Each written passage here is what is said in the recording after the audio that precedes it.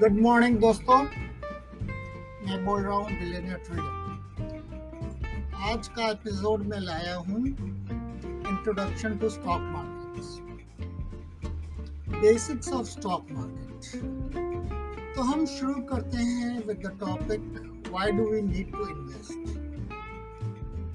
For any individual, अगर वो investment नहीं करे और अपना पैसा या फिर अपना मनी अगर अपने पास रखे, अपनी तिजोरी में रखे, तो उसमें अफेक्ट होता है महंगाई से, या फिर उसको अगर हम टेक्निकल टर्म्स में बोले इन्फ्लेशन से।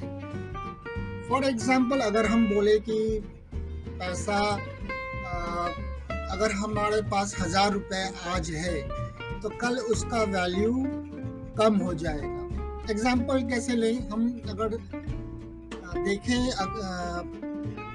हमारे पास वो 1000 रुपये अगर 10 साल पहले रहता तो हम उस 1000 रुपये में क्या क्या खरीद सकते थे। सपोज हम ग्रोसरी खरीदने जाए तो हम आटा चावल वगैरह खरीदते थे। वही आटा चावल अगर हम आज खरीदने जाए तो हमको उसकी वैल्यू ज़्यादा उसकी ज़्यादा कीमत रहेगी। तो इस तरह से महंगाई बढ़ती जाती है।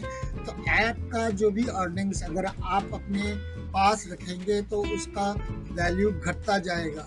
वही सपोज आप वो हजार रुपए इकट्ठा करते जाएंगे और अगर आप सोचते हैं कि वो पैसा आपका वृद्धि करेगा तो वो वृद्धि नहीं होता है, उसका वैल्यू घट जाता है। तो हमको अगर अपने मनी को, अपने वेल्थ को महंगाई के साथ बढ़ाते रहना चाहिए, तो हमें इन्वेस्टमेंट करना चाहिए। तो हम कहाँ कहाँ इन्वेस्टमेंट कर सकते हैं? दूसरी बात यह है, हम इन्वेस्टमेंट फिक्स्ड इनकम इंस्ट्रूमेंट्स में कर सकते हैं, इक्विटी यानी फिर शेयर मार्केट में कर सकते हैं, रियल एस्टेट में कर सकते हैं, कमोडिटीज मतलब कोई प्रेशियस मेटल्स जैसे कि गोल्ड सिल्वर वगैरह में कर सकते हैं।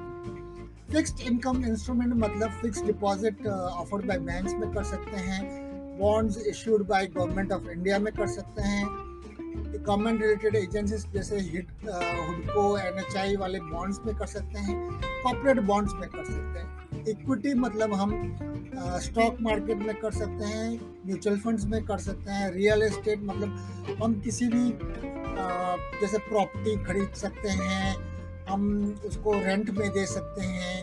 अगर हम प्रॉपर्टी खरीदे फिर उसको हम रीसेल कर सकते हैं। कमोडिटीज में हम गोल्ड और सिल्वर के कॉइन्स खरीद सकते हैं, उसके बुलियन खरीद सकते हैं, उसका ज्वेलरी बना सकते हैं। हमको इन्वेस्टमेंट के पहले क्या क्या जानना चाहिए? अगर हम इन्वेस्टमेंट करते हैं तो इन्वेस्टमेंट में एक इम्पॉर्टेंट पॉइंट है रिस्क एंड रिटर्न। हम जितना रिटर्न एक्सपेक्ट करते हैं उतना हमको रिस्क भी होता है। तो higher the risk higher the return. Investment in fixed bond fixed is a good option. अगर हम फिक्स्ड इनकम में कर सकते हैं, अगर हम अपना प्रिंसिपल अमाउंट बचाना चाहते हैं, जो कि लेस रिस्की ऑप्शन है, बट उसमें रिटर्न भी कम आता है। मतलब अगर सपोज हमने इमेजिन क्या, अगर हमने बैंक के एफडी में डाला तो एफडी में हो सकता है कि हमको 7% रिटर्न, लेकिन इन्फ्लेशन अगर हम देखें तो वो 5 से 6% के आसपास जाता है। तो आपका रिटर्न ज़्यादा से ज़्यादा 1% आ रहा है। तो as compare to stock market जहाँ पे 10 से 15% रिटर्न आता है, वो अगर हम इन्फ्लेशन पे काटे तो आपको 10% रिटर्न आता है। तो इवन दो वो लेस रिस्की है, वहाँ पे आपको इन्फ्लेशन से आपको रिटर्न बहुत ही कम आ रहा है। अगर हम बैंक अकाउंट में भी डाले, बस आपको एफडी भी नहीं करे, तो बैंक अकाउंट आपको 2 से 3% रिटर्न देता है। मतलब कि आपका पैसा बैंक अकाउंट में भी रहेगा तो आपको लॉस ही होता है।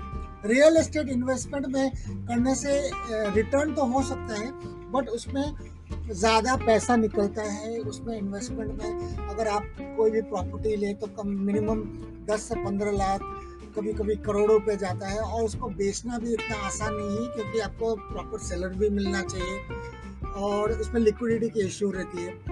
गोल्ड सिल्वर बहुत ही सेफ माना जाता है, बट उसमें हिस्टोरिकल रिटर्न बहुत कम है, क्योंकि आपको ज़्यादा से ज़्यादा क्या मिलेगा? अगर आप 5 लाख इन्वेस्ट करोगे तो 5.5 लाख 6 लाख ऐसा मिलेगा। रेगुलेटर्स, अगर आप स्टॉक मार्केट के रेगुलेटर्स की बात करें तो स्टॉक मार्केट में सेबी और सेबी रेगुलेटर है। सेबी का फुल फॉर्म है stock exchange bureau of India, और इसमें 2 मेजर एक्सचेंजेस हैं, बॉम्बे स्टॉक एक्सचेंज और national stock exchange. Stock market के पार्टिसिपेंट्स कौन हैं? उसमें डोमेस्टिक रिटेल पार्टिसिपेंट्स हैं, जो कि हम और आप जैसे हैं, एनआरआई और ओसीआई मतलब नॉन रेजिडेंट इंडियंस, और other Indian origin, people of Indian origin but based out of India. Domestic institution जैसे कि LIC हुए, डोमेस्टिक एसेट मैनेजमेंट कंपनी जो कि म्यूचुअल फंड कंपनीज जैसे कि SBI mutual fund, DSP black rock etcetera. Foreign institutional investors जो कि non Indian corporate body है। रेगुलेटर जैसे हमने बोला securities exchange board of India. Stock brokers ये सब हमारा ये करते हैं। Credit rating agency, debenture trustees, depositories, ये हमारे अलग एंटिटीज हैं मार्केट में। फाइनेंशियल इंटरमीडिएटरीज की बात करें तो स्टॉक ब्रोकर होते हैं। तो हर एक रिटेल कस्टमर को एक स्टॉक ब्रोकर के साथ अकाउंट ओपन करना होता है। स्टॉक ब्रोकर हमारा गेटवे होता है स्टॉक एक्सचेंज के लिए। ब्रोकिंग अकाउंट और ट्रेडिंग अकाउंट एक ही होता है।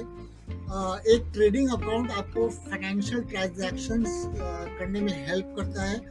A trading account is an account with broker which lets the investor to buy and sell securities.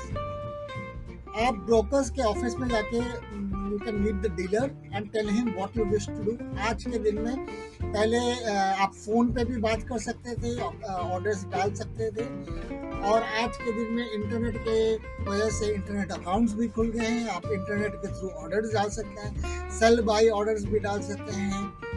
आज टर्मिनल्स प्रोवाइड किए जाते हैं, वहाँ पे ट्रेडर्स ट्रेडिंग डेस्क में आपको सपोर्ट भी मिलता है, कॉल एंड ट्रेड का फैसिलिटी भी मिलता है। आप ऑनलाइन फंड ट्रांसफ़र करके ऑर्डर्स भी डाल सकते हैं, आप अपना बैंक अकाउंट भी लिंक कर सकते हैं। Depository and depository participants, basically अगर आप कोई भी स्टॉक खरीदते हैं तो आज के दिन में स्टॉक्स फंजिबल होता है, मतलब कि स्टॉक्स यूनिट्स में आपको प्रोवाइड किया जाता है।